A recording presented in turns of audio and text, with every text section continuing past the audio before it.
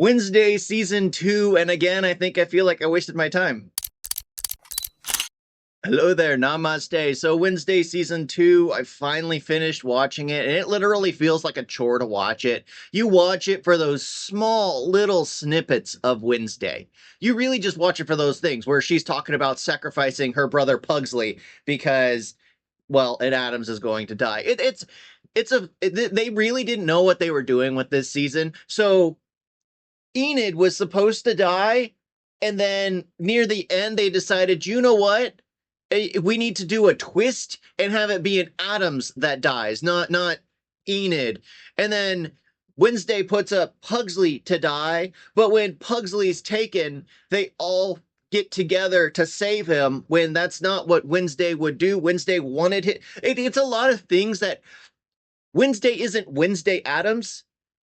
She's Wednesday Adams in name only. There are snippets here and there where she's being Wednesday, but she's not Wednesday. It's not the Wednesday I grew up with as a kid. It's not the Wednesday that got me when I was a kid to love the color black and think of girls with like long black hair was the thing that was attractive when I was a kid. Get this, when I was a kid. People will take things the wrong way. I just have to clarify when I was a kid, but it really isn't Wednesday. And I have fun watching it, but at the same time, it's more for the weird dynamic between the kids. The siren and her backstory, Principal Dort, who took over Principal Weeb, but I prefer Principal Weeb because honestly, that actress, she's amazing. Game of Thrones really brought her into the limelight, and then she was killed off in Star Wars, really served no purpose there. They really did nothing with her. And then they did the same thing to her in Wednesday, only to bring her back, which made me happy. I was happy she was brought back because she is an amazing actress. You have the cliche of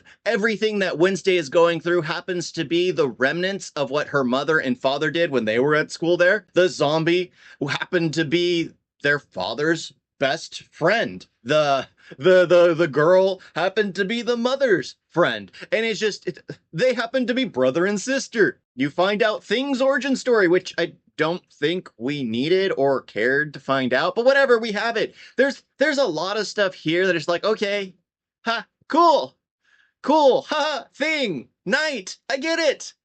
They did an opening for Night because of Thing. I get it. Yeah, but throughout the entire thing, I only had a few laughs. It was more like homework watching it to get to the very end to be like, okay, finally. And of course, like season 1, it's the cliffhanger. That's the most exciting thing throughout the entire series because a lot of it feels like filler. It feels like, oh, we have to throw in the siren's mother's backstory. We have to have the principal be a villain. We have to throw in this to be a villain. We have to have the remnant, since the Addams family is all here. We need to have the parents' villains return for a recurring. We need to have the Hyde from the beginning return for a recurring. It just, a lot of it just feels like there's too much, but at the same time, it feels like it's all there to just push the story along just a little bit more. It feels like Naruto at this point, where you watch 20 minutes of filler to get 2 minutes of actual story, to get the story along a little further. And I'm not a fan of Naruto. As praised as that is, I'm not a fan of Naruto, and Wednesday feels like watching Naruto. You're watching it to get just like the few seconds of story, just to kick the story on a bit further, just to kick it on a little bit further. Each episode, just to kick it on a little bit further. Yeah, but it's the cliche of you see the future, so you try to prevent it, but you cause it. And then when that didn't work out in the story, they changed it because she prevented it, even though she caused it all, just to change it to where her family is dying, just to change it once again. It's ridiculous. It's like, if you're going to stick to a time loop, at least stick to the time loop. Don't rewrite it halfway through the story, because as you're having people preview it, they're like, yeah, we're not a fan of this right here. Can we change that near the end? Like, have a twist? And then they add the twist, and it just feels unnatural because you've already established that it's a self-fulfilling prophecy. It should at least be fulfilled or canceled at the end because she realized her mistake. But no. They have a body swap film in the midst of it all, and that's where it all comes from. But yeah, I'm not going to lie. I most likely will end up watching the 3rd season as well because it's Wednesday Addams. Even though it's not Wednesday Addams, I like the Addams family.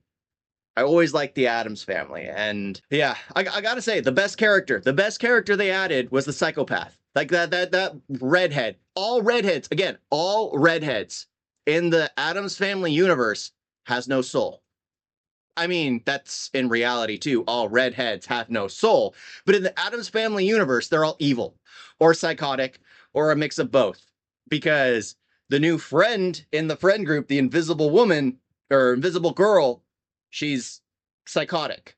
And then you have the pianist, Rose Tyler, she's psychotic. Then you have the original master of the Hyde, the original Wednesday, she's psychotic. All the redheads absolutely crazy and absolutely have no soul. Thank y'all for watching. Talk to you next time. Doodles. You guys got a video?